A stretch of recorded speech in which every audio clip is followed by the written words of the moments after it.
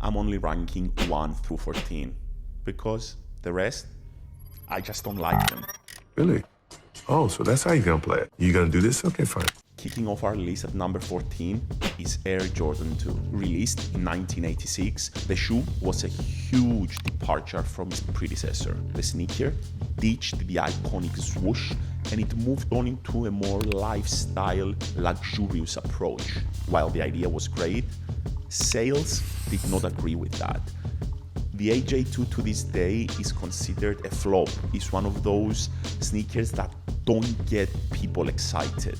No matter the collaboration, no matter the colorway, people just don't value it as much as any other Jordan in this list. At number 13 on the list is Air Jordan 14. This Jordan holds a very special place in basketball history because it was the actual shoe that MJ wore when he hit his iconic last shot against the Utah Jazz. Even people who don't know Jordan can recognize this highlight from his career. It's the highlight where he drops his defender and he seals the win for the Chicago Bulls' 6th and final championship in his run. NBA championship, and it's their second three-peat. What casuals might not know is that the shoe was inspired by MJ's Ferrari 550. The Jumpman logo is found in a Ferrari-style crest, and each shoe manages to squeeze in 7 Jumpman logos. When you add them up, 14, which is the number of the shoe. While all these little stories are great about the style and the inspiration of the sneaker, I think this sneaker will always remain in people's mind as the iconic pair of sneakers that MJ hit the shot with.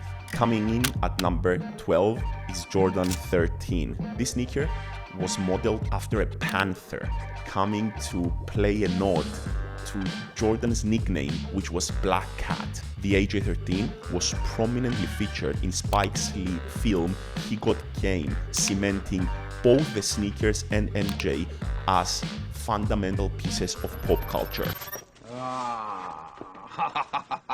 These are the new Jordans. That's it. And that's the thing with MJ and his shoes, the timing, his stardom, the rise to the top, in combination with the sneakers, just transcended the basketball court and entered areas and avenues of life way outside the sports realm.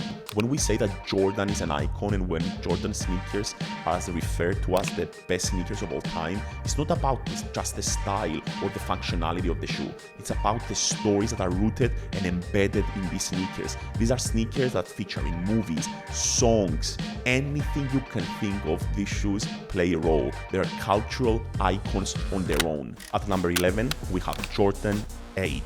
Released in 1993, this shoe marked the end of the first three-peat for Jordan, and it was the last shoe he wore before his first retirement. In terms of design, the shoe has a unique strap that was the first time seen in his line of shoes. Jordan 8 has a lot of loyal followers and fanatics behind it. For me, it only ranks 11th on a list. Cracking in the top 10 is Air Jordan 7. Released in 1992, this pair of Jordans has remained as iconic because of Jordan's achievements on the basketball court with Team USA. Air Jordan 7 is the sneakers that Jordan wore while he led the Dream Team to a gold medal. Fun fact is that the Air Jordan 7 is the first sneaker of the line that does not feature any visible Nike Air branding, making it the first of its kind for the eventual creation of the standalone Jordan brand. At number 9 is Air Jordan 6. The 6s will always hold a special place in Jordan's legacy. Why?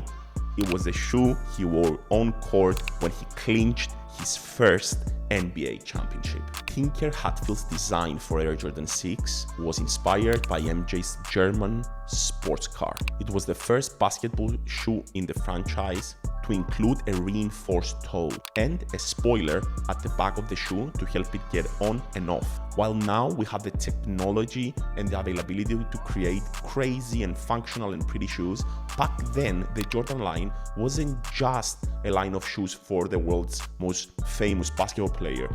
It was innovation, it was progress, it was originality. At that time, Those shoes were the thing that every little kid wanted to have. The proof in what I'm saying is that these shoes hold value to this day. Every time Nike and Jordan brand decide to bring them out, the world goes crazy. These shoes are relevant today. Lucky number 7 on our list is Air Jordan 12. To most basketball fans, this shoe is a reminder of the iconic flu game. Jordan, while being severely ill, scored 38 points in this game to lead the Chicago Bulls to victory during the NBA Finals. Also, it was the first Air Jordan to use Zoom Air technology, providing extra cushioning, a feature that would later become a staple for many more shoes to come. At number 6 is a personal favorite of mine, Air Jordan 5. The 5 took inspiration from World War II fighter planes. The shark tooth nose on the midsole was meant to resemble the nose of the fighter plane. Cracking the top 5 is many people's number 1, the Air Jordan 11. This shoe often makes the top of many lists and rankings and is cited as the most popular and recognizable Air Jordan shoe of all time. What makes it so special? The patent leather covering half of the shoe just makes it suitable for on-court swag and off-court lifestyle endeavors. Jordan wore the Concord sneaker during the 72-10 record-breaking regular season with the Chicago Bulls. The sneaker causes frenzy every time it releases to this day. The Nike trading shoe has caused mayhem amongst Christmas shoppers in the United States. There have been scuffles, attempted robbery, and even a shot fired as shoppers stormed shopping centres. Just missing the podium at number 4 is Air Jordan 3. Jordan 3 is important to sneaker culture for a lot of ways. Firstly, it was the shoe credited for saving Jordan's relationship with Nike. After the failure of Air Jordan 2, Jordan was furious and was exploring options to leave the company. Enter Tinker Hatfield, probably the most influential sneaker designer of all time. Hatfield did something that designers never did before him. He actually consulted with the athlete to ask him what he wanted on the actual shoe. Jordan told Hatfield that he wanted a shoe that was easy to break in, that he wanted to be light and have a lot of cushioning. Hatfield took the advice and created the Jordan 3 with a tumbled leather, making it very easy to wear and playing from the get-go. Also, Hatfield introduced for the first time the Jumpman logo on the tank. The rest is history. This is where it gets controversial. At number 3 is Air Jordan 9. Most people don't know the shoe because Jordan never actually wore this on the court. It was the shoe released during his first retirement. To me, it's a quintessential basketball shoe, and the little detail of many languages on the sole just makes it feel like you're wearing the world on your feet. Yeah, well, I have my own shoes with my own name on it. Well, can you do this in your shoe, Mr. I don't play anymore? Yeah, but I don't have to. I'm retired. Having tried the shoe on court as well, I think it's one of the most solid Air Jordan shoes of all time. Taking the silver on this list is Air Jordan 4. Building on the success of the Air Jordan 3, Tinker Hatfield just took things to the next level with the 4. While the shoe introduced a lot of new features and characteristics, what makes it truly iconic is the cultural impact it had. This is the shoe that Spike Lee's famous Mars Blackmon wore in the ad campaign. Yo! This is Mars Blackman, and this is my main man, Michael Jordan. And there's a pair of tight Air Jordans from Nike. This is something you can buy. It was also the shoe Jordan wore in the iconic The Shot over Greg Elo in the 1989 NBA playoffs. The AJ4 has stood the test of time like no other sneaker has. It's a favorite amongst sneakerheads and it's a personal favorite of mine, especially the black and red.